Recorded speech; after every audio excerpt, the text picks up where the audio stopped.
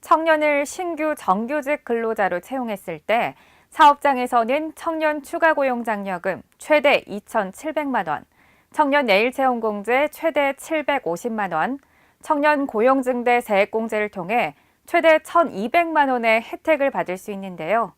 최소 이 세 가지 제도만 잘 활용하셔도 사업장에서는 최대 4,650만 원 정도의 혜택을 받아보실 수 있습니다.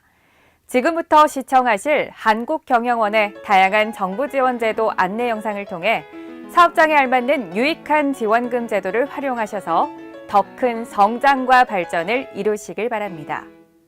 사회보험, 일하는 사람의 당연한 혜택이죠. 하지만 영세한 사업장에선 사회보험 가입에 따른 부담이 적지 않아 사각지대가 발생하고 있습니다. 두루누리 지원 사업은 사회보험료 부담을 덜어주기 위해 소규모 사업을 운영하는 사업주 및 근로자에게 사회보험료의 일부를 지원해주는 제도인데요. 컨텐츠를 통해 자세한 혜택을 알려드리겠습니다. 먼저 두루누리 지원 사업의 조건에 대해 알아보겠습니다. 근로자 수 10명 미만인 사업장에 고용된 근로자와 사업주를 대상으로 사회보험료인 고용보험과 국민연금을 최대 90%까지 지원해 주는데요. 이때 근로자의 소득 수준은 월평균 보수 190만 원 미만이어야 합니다.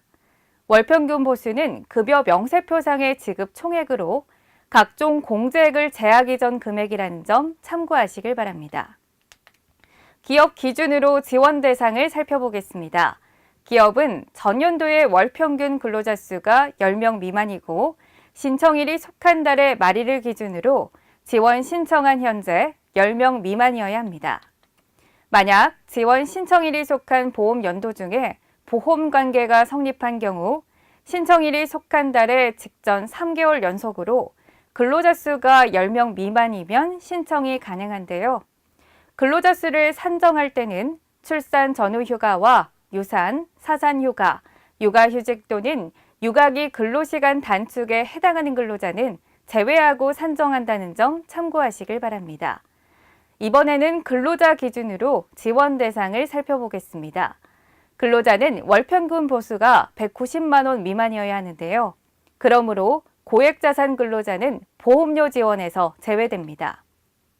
고액자산 근로자를 판단할 때는 재산 기준으로 재산세 과세 표준액 합계가 6억 원 이상인 자와 소득 기준으로 근로소득이 연 2,508만 원 이상이거나 근로소득을 제외한 종합소득의 합계 소득액이 연 2,280만 원 이상자를 기준으로 보고 있습니다. 지원 대상 중 신규 지원자는 지원 신청일 직전 1년간 피보험 자격 취득 이력이 없는 근로자와 그 사업주를 말하는데요. 5명 미만의 사업장은 보험료의 90%를 지원받을 수 있으며 5명 이상 10명 미만의 사업장의 경우 보험료의 80%를 지원받을 수 있습니다. 이번에는 기지원자의 경우를 알아볼까요? 기지원자는 신규 지원자에 해당하지 않는 근로자와 사업주를 말하는데요. 기지원자에 해당하면 보험료의 40%를 지원받을 수 있습니다. 지금까지 두루누리 지원제도에 대해 알아보았는데요. 두루누리 지원제도는 기업들의 최저임금 인상에 따른 부담을 줄일 수 있는 제도인 만큼 꼭 신청하셔서 혜택을 받아보시길 바랍니다. 한국경영원은 1998년부터 약 20여 년간 보험 사무대행 기관을 운영하고 있으며 현재 전국 1위, 전국 최대 규모의 보험 사무대행 기관입니다. 2018년 8월 기준 38,568개 사업장에 4대 보험 업무를 위탁받아 처리하고 있습니다. 한국경영원에 위탁하시면 전문 사회보험사와의 1:1 상담을 통해 4대 보험을 체계적으로 관리하실 수 있으며 정부 지원금 제도에 대해 안내받으실 수 있습니다. 특히 30인 미만 사업장은 무료로 대행하실 수 있습니다. 그럼 다음 이 시간에는 60세 이상 고령자 지원금에 대한 내용으로 찾아뵙겠습니다.